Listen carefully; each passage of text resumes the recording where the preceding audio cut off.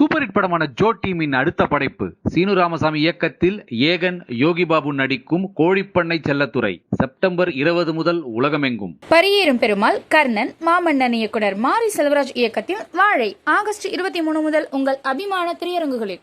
வெற்றி மற்றும் அம்மு அபிராமி நடிப்பில் பிளாக்பஸ்டர் புரொடக்ஷன்ஸின் ரிவெஞ்ச் படமான அதர்ம கதைகள் ஆகஸ்ட் 23 முதல் உலகமெங்கும். இன்னைக்கு நம்ம திரைவிமர்சன நிகழ்ச்சியில் இயக்குனர் அஜய் ஞானமுத்து இயக்கத்தில் வெளியே வந்திருக்கிற டிமாண்டி காலனி பார்ட் 2 படத்தை பற்றி பார்க்க போகிறோம். இந்த படத்துடைய கதையை பற்றி பார்த்தோம்னா, படத்துடைய ஆரம்பத்தில் ஹீரோயினுடைய ஹஸ்பண்டு இறந்துடுறாரு. அந்த நினைவாகவே ஹீரோயின் இருக்காங்க. இந்த சமயத்தில் அவங்க ஒரு விஷயத்தை உணர்கிறாங்க. அவங்க ஹஸ்பண்டு ஆவியா இவங்ககிட்ட எதையோ சொல்ல முயற்சி பண்ணுறாரு அப்படிங்கிறத உணர்கிறாங்க. இப்போ அவரை தொடர்பு கொண்டு அவர் என்ன சொல்ல நினைக்கிறாருன்னு தெரிஞ்சுக்க விரும்புகிறாங்க. அதுக்காக ஒரு புத்த துறவியோட உதவியை நாடுறாங்க. அங்கே போன பிறகு அவங்களுக்கு இன்னொரு விஷயம் தெரிய வருது. போன பாட்டில் இறந்து போன ஹீரோவை மறுபடியும் உயிரை மீட்டு கொண்டு வர முடியும் அப்படிங்கிற ஒரு விஷயத்தை தெரிஞ்சுக்கிறாங்க. அதுக்கப்புறம் நடக்கிற தொடர் அனுமானுஷ விஷயங்கள் தான் இந்த படம். இது ஒரு பேய் படம். பேய் படம்னா ஒன்று திகில் இருக்கணும், அல்லது அடுத்து என்ன அப்படிங்கிற ஒரு ஆர்வத்தை தூண்டுற மாதிரியாக இருக்கணும். எதுவுமே கிடையாது, ஃப்ளாட்டாக ஓடிக்கிட்டு இருக்குது படம்.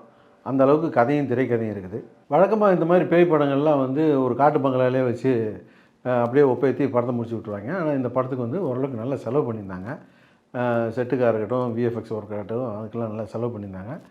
செட்டெல்லாம் நல்லா இருந்தது, ஆனால் விஎஃப்எக்ஸ்லாம் பத்தலை. அதே போல் படத்தில் தேவை இருக்கோ தேவையில்லையோ படம் பூரா மியூசிக்கை போட்டு வச்சுருந்தாங்க.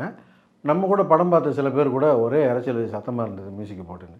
அதில் படத்தில் ஒன்றும் விஷுவலில் இல்லை, மியூசிக்கை போட்டு தான் ஓரளவுக்கு தேத்த வேண்டியதாக இருந்தது. அந்த வகையில் மியூசிக் போட்டது சரிதான்றது எங்களுடைய கருத்து. மற்றபடி இந்த படத்தை பற்றிலாம் பேசுகிறதுக்கு எதுவுமே இல்லை. என்ன இவங்களுக்கெல்லாம் ஒரு நம்பிக்கைன்னா, பேய் படம் அப்படின்னு சொன்னாலே அதை பார்க்குறதுக்கு ஒரு செட் ஆடியன்ஸ் எல்லா ஊர்லேயுமே இருக்காங்க. அவங்க பார்த்தாலே போதும் அப்படிங்கிறது தான் இவங்களுடைய கணக்கு. இப்போ உதாரணத்துக்கு சொன்னப்போனால், சமீபத்தில் அரண்மனை 4ன்னு ஒரு காட்டு மொக்க படம் வந்துச்சு. ஆனால் பெரிய வசூல் பண்ணிடுச்சு. அப்புறம் இந்த படம் மட்டும் என்ன வசூல் பண்ணாமல் விட்டுற போது. ஆனால் இந்த ஜென்ரல் ஆடியன்ஸ் நிலைமை தான் ரொம்ப மோசம். இந்த ஜென்ரல் ஆடியன்ஸை பற்றி இவங்க கவலையே படுறது கிடையாது. அவனும் மனுஷன் தானே, அவன்லாம் போய் இந்த படத்தை பார்த்தா என்னத்துக்கு ஆகிறது?